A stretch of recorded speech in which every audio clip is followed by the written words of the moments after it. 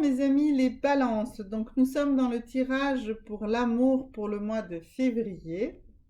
Et donc, nous revenons sur les cartes que nous avions tirées au mois de janvier et nous allons les approfondir avec d'autres oracles pour comprendre comment vous pouvez avancer pour atteindre cette vie sentimentale, équilibrée, épanouissante que vous souhaitez. Alors, donc nous avions tiré la dernière fois comme croyance limitative pour vous, le fait que vous pensiez ne pas pouvoir vivre seul, que c'était vraiment indispensable d'être en couple et que vous n'étiez absolument pas capable de vivre seul et cela vous faisait extrêmement souffrir puisque c'était une croyance limitative et que du coup vous faisait rencontrer rapidement peut-être tout le monde et n'importe quoi et juste dire il faut que je sois avec quelqu'un. Alors on va essayer de comprendre ici, je reviendrai peut-être pas vraiment de manière aussi détaillée sur chaque signification de chaque carte, hein. Nous allons l'alimenter ici avec d'autres oracles, donc je vous encourage à aller regarder la vidéo de janvier, ou pas, c'est comme vous le sentez, ou vous pouvez aller ensuite revoir le tirage de janvier si vous voulez mieux comprendre de quoi on parle aujourd'hui. Alors, ici, donc, nous allons travailler avec cet oracle qui est celui des vies antérieures, puisque pour comprendre ici pourquoi cette croyance limitative chez vous est tellement forte, celle de ne pas savoir vivre seul et que donc il y a un besoin viscéral pour vous d'être en couple et du coup vous rentrez dans des situations de couple pas toujours les plus glorieuses possibles. Alors donc on va comprendre ici que vous étiez quelqu'un qui avait toujours besoin de vous battre. Vous étiez dans un combat permanent dans vos vies antérieures. C'était un combat, on va dire, à une dimension carrément héroïque. Et cela était toujours une grosse atteinte à votre santé. Alors, je dirais que vous avez certainement eu, dans beaucoup de vos vies antérieures, une santé fragile, d'accord? Une santé même très très fragile. Et c'était à chaque fois pour vous une grande lutte de dépasser ce statut de personne malade. Et du coup, eh bien, vous aviez besoin de soutien. Et comme vous aviez besoin de soutien pour vous battre, eh bien, forcément, vous étiez toujours dans un couple. Parce que c'est à minima le soutien dont vous aviez besoin. Mais aujourd'hui, peut-être que vous avez toujours des difficultés au niveau de la santé, mais vous avez aujourd'hui besoin de comprendre que la médecine a fait de grands progrès. Vous allez probablement pouvoir compter sur des professionnels de santé pour vous aider dans cette lutte, pour votre bien-être, pour votre bonne santé. Et ce n'est pas dans le cadre d'un couple que vous êtes obligé de réaliser cette guérison. Donc, vous pouvez vivre seul, vous pouvez vous battre tout seul, je veux dire tout seul dans le sens, pas dans le cadre d'une relation amoureuse, votre santé n'est pas un enjeu de votre vie amoureuse, même si aujourd'hui peut-être vous avez des problèmes de santé, cela ne vous empêche pas de consacrer le temps nécessaire à votre guérison et puis peut-être ensuite ou en dehors de ce schéma de la maladie, de rencontrer quelqu'un. Donc là, on était avec donc mes amis les balances. Et les balances, eh bien, elles pensent que la vie de couple, ça doit être une vie de compromission. Alors non, le compromis, c'est pas ça. Le compromis, c'est quand vous cédez sur quelque chose qui est fondamental pour vous. Non, vous ne devez pas faire de compromission. Vous pouvez trouver des terrains d'entente, mais vous ne devez pas faire de compromis, ni de compromission, ni de céder sur des choses qui vous sont capitales. Donc, on avait vu tout à l'heure que vous ne pouviez pas vivre seul, que c'était une croyance limitative, et du coup, vous avez peur du compromis parce qu'effectivement, vous allez avoir tendance à, pour ne pas vivre seul, faire des compromis, d'accord? Donc là, on va voir ce que cet oracle de la lune va nous communiquer comme message pour vous rassurer et pour vous dire quelle est la voie pour sortir de cette crainte du compromis et de ne pas être justement dans la compromission. Alors, les trois cartes de cet oracle-ci. Alors, on va voir Alors, la première carte, c'est une pleine lune en scorpion qui vous dit qu'il est temps d'arrêter d'être dans la négativité, d'accord? La deuxième est une lune, alors attendez, je n'ai pas vu laquelle c'était.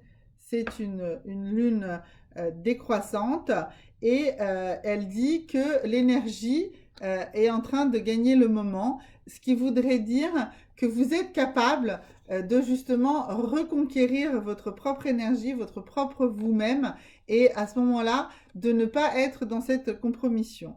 Et on nous dit ici, dans la nouvelle lune, ici la nouvelle lune en poisson, qu'il faut méditer et être dans la contemplation. C'est-à-dire que vraiment, ici, il faut vaincre hein, cette peur limitative que vous ne savez pas vivre seul. Si vous savez vivre seul, il faut vous recadrer, vous recentrer et vous allez pouvoir de ce fait dépasser ce stade de compromission et vous retrouver vous-même et être dans une relation plus équilibrée. Alors, on a vu tout à l'heure que vous étiez dans vos vies antérieures, était quelqu'un probablement avec une santé très fragile et vous l'êtes peut-être encore. Et donc, il faut que vous admettiez que vous avez besoin d'aide. Mais cette aide, il faut l'admettre que vous en avez besoin, mais pas forcément par le biais d'une vie, dans votre vie amoureuse, dans votre relation sentimentale. Ou en tout cas, si vous avez besoin de cette aide et qu'elle se réalise par ce biais-là, eh bien ce n'est pas le socle de votre vie amoureuse. Certes, admettez que vous pouvez avoir le besoin d'être aidé, mais ce n'est pas un problème et ce n'est pas le fondement de votre relation. Et ça ne doit pas être le fondement de votre relation. Et pour ça, on va voir comment, avec cet oracle qui nous dit comment créer son idéal de vie, comment vous allez pouvoir à la fois admettre le besoin d'aide et ne pas être dans de la dépendance et ne pas en créer le socle de toute relation qui serait un socle, un mauvais socle, un socle fallacieux, un socle branlant et qui vous permettra vous ne devez pas faire du besoin d'aide le socle de votre relation amoureuse, d'accord? Voilà. Alors, il ne faut pas être découragé par les autres. Vous êtes quelqu'un de très très fort, de très puissant. Vous avez en vous toutes les ressources et vous savez vous occuper de vous, vous savez vous guérir. Et même si vous avez besoin d'aide, vous savez où chercher cette aide. Et cette aide est peut-être, comme je disais tout à l'heure, plutôt dans le corps médical, dans des professionnels de santé que dans une relation amoureuse. Donc, ne cédez pas à ce que les autres pourraient vous dire et comment les autres pourraient vous décourager et que ça ne marcherait pas. Ensuite, il faut absolument que vous gardiez vos rêves, mais il faut que votre rêve soit réaliste. Alors, ça veut dire que si vous luttez contre quelque chose, quelle que ce soit la chose contre laquelle vous luttez, il faut créer des étapes. Il faut comprendre que la guérison, quelle qu'elle soit, ne viendra pas de manière miraculeuse et que ça demande des étapes successives de petits succès, de petites marches gravies. Également, c'est dans votre vie amoureuse. Vous n'allez pas forcément faire une rencontre de manière immédiate, vous n'allez pas totalement rencontrer tout de suite quelqu'un et vous ne tomberez probablement pas amoureux sur un coup de foudre. Ça sera plutôt une co-construction, une révélation graduelle de la personne que vous allez rencontrer ou qui est déjà dans votre entourage et qui sera celle qui va vous soutenir et qui sera celle dont vous comprendrez que c'est avec elle qu'il faut construire votre vie amoureuse. Ici, nous avons la carte de la culpabilité parentale. Alors, cette carte, elle est toujours double, hein. Ça peut être que vous êtes un parent et que votre insatisfaction amoureuse, votre relation incomplète, bancale, eh bien, va provoquer chez vous des actions qui pourraient avoir de l'effet sur vos enfants et du coup, vous en ressenteriez une culpabilité parentale. Donc, il n'y a pas lieu d'avoir ça si vous comprenez que oui, vous avez besoin d'aide, il faut peut-être sortir d'une relation toxique, il faut divorcer peut-être, il faut se séparer, il ne faut pas rester sous la coupe d'un manipulateur ou de quelqu'un qui vous maltraite. d'accord? Sauvez-vous et ne croyez pas que cela va nuire à vos enfants. Et de l'autre côté, c'est la culpabilité qu'ont pu avoir vos propres parents sur leur comportement et qu'ils vous ont transmis. Alors, ne portez pas la culpabilité de vos parents. Vous êtes une personne totalement différente, vous êtes un individu à part entière et vous n'avez pas à porter cette culpabilité. Et donc, vous pouvez vous faire aider là aussi, probablement par un thérapeute, peut-être par un psy, peut-être par une recherche plus profonde de votre cycle karmique et de vos vies antérieures, ou tout simplement en discutant avec vos parents et en essayant de comprendre qu'est-ce qu'ils avaient envie, qu'est-ce qu'ils vous ont transmis, qu'est-ce qui fait qu'ils se sentent coupables dans la relation avec vous et qui vous pèse, d'accord? Donc vraiment, il faut faire ce travail pour dépasser ça. Et donc, il faut vous faire aider. Vous avez besoin d'aide dans tout ce travail-là. Ensuite, ici, la carte de vos attentes réelles dans le cadre d'une relation amoureuse. Alors, on dit que c'est une recherche de sexualité. Alors, ce que ça veut dire, et j'insiste vraiment, c'est que ce n'est pas du tout une carte négative, hein, c'est vraiment une carte totalement positive, épanouissante, parce que rechercher une relation sexuelle équilibrée, avoir une vie sexuelle épanouissante, et c'est capital, c'est vital. Quelle que soit votre pratique sexuelle, elle doit être satisfaisante pour vous, être aussi satisfaisante pour l'autre, hein, avec qui vous le pratiquez, bien sûr, ne pas être quelque chose de dégradant ou d'imposé à l'autre, mais vous devez avoir conscience que dans toute relation que vous cherchez, eh bien, vous cherchez également une relation sexuelle épanouissante et satisfaisante. Donc ici, avec cet oracle, l'oracle de G, que vous connaissez bien, eh bien, nous allons voir ce que l'oracle de G nous dit, pourquoi vous recherchez et comment vous allez retrouver cette vie sexuelle équilibrée. Alors, ici, on voit qu'il y a chez vous une volonté d'une vie sexuelle abondante. Vous avez envie d'avoir des vraies relations, mais vous avez l'impression d'être volé, d'être spolié. Alors, très probablement, par vos propres limitations, vous pensez que vous n'avez pas le droit, en fait, à cette vie sexuelle épanouie. Et du coup, vous vous limitez, vous vous volez vous-même ce droit, d'accord? Et pour ça, la bonne nouvelle, c'est que vous allez enfin comprendre que tout ça, peut-être grâce à ce tirage, que ça n'est pas un problème, qu'avoir une vie sexuelle riche, abondante, équilibrée est quelque chose que vous avez le droit d'avoir et vous avez le droit de le réaliser.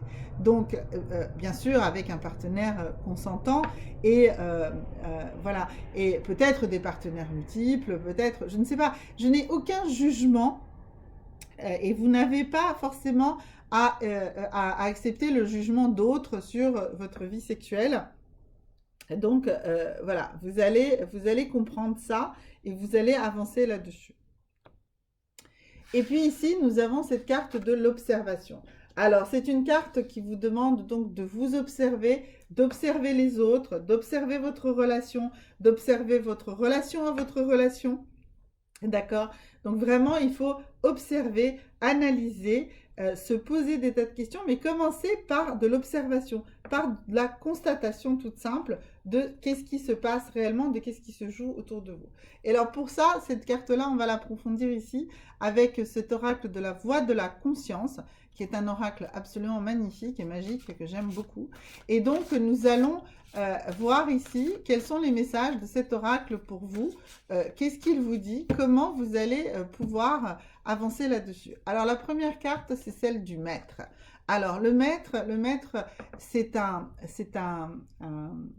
une image archétypale, et donc vous devez vraiment rentrer ici pour être capable d'observer dans le calme, la sagesse, la retenue du maître.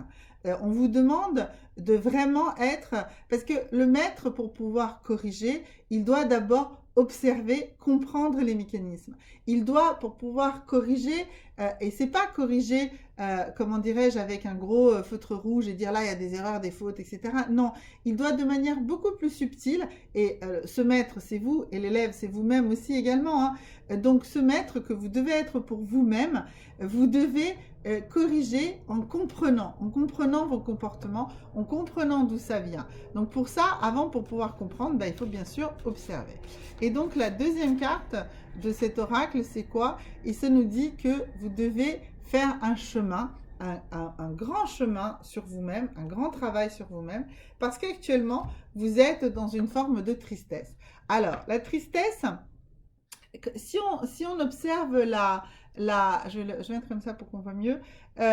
Si on regarde la courbe en U du changement ou du deuil, quel qu'on soit, on sait qu'au début, on va passer par une phase, donc parce qu'il y a un changement, il y a quelque chose qui s'est passé, il y a un choc, quelque chose, on va passer par du déni et ensuite par de la colère. Mais là, vous êtes dans la tristesse, c'est-à-dire que vous avez accepté qu'il y a eu changement, mais pour l'instant, vous ne l'avez pas digéré. Vous êtes triste, vous êtes conscient qu'il y a un changement à faire, mais vous êtes dans la tristesse, vous êtes encore dans l'hésitation, vous avez encore peur d'aller concrètement dans ce changement.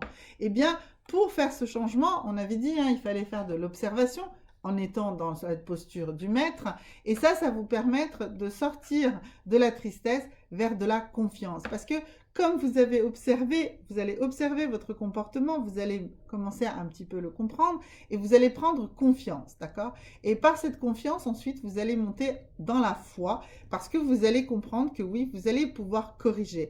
Vous allez pouvoir faire le travail de correction nécessaire parce que vous avez fait l'observation, parce que vous avez pris confiance, parce que vous avez compris, vous avez analysé et vous allez avoir la foi pour sortir, pour vous transformer. Et donc ici, on va voir une troisième carte dans ce parcours.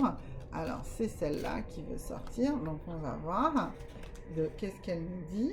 Alors, cette troisième carte, c'est la carte de quoi? C'est la carte de l'accoucheuse. Alors, bien sûr, après avoir été dans la posture du maître et avoir fait ce chemin de passer de la tristesse par la confiance dans la foi, eh bien, vous allez pouvoir accoucher d'un nouveau vous, de ce nouveau vœu, vous, qui va vous permettre de faire la bonne rencontre, de vous réaliser dans votre vie sentimentale et amoureuse et d'être une nouvelle personne. Voilà, donc vraiment ici, on voit que vous êtes sur le bon chemin. Donc, comme je l'ai dit dans les autres tirages, à partir du mois prochain, à partir du mois de mars, nous repartirons de ce dernier tirage, de cette action ici dans la voie de la conscience, et on va recreuser tout ça, comment vous allez pouvoir avancer. Mais en attendant, allez chercher, en ce qui vous concerne chez vous, je dirais, allez chercher cette courbe en U du changement, ou la courbe en U du deuil, pour comprendre comment on gère un changement radical. Parce que votre changement va être tellement radical qu'il va falloir accoucher d'une nouvelle ou d'un nouveau vous, d'accord? Donc ici, mais la foi, hein, il faut avoir la foi en vous-même et vous allez y arriver. Il faut passer par la phase de l'observation qu'on a vue tout à l'heure et par cette posture du maître. Donc nous approfondirons tout ça au mois de mars, mais vous pouvez vous-même commencer à approfondir et c'est ce que je vous encourage et c'est pour ça que je fais ces tirages. C'est pour vous convaincre du travail qu'il y a à faire sur vous-même pour réaliser ce que vous souhaitez dans votre vie et là en l'occurrence dans votre vie amoureuse. Merci beaucoup et au mois de mars.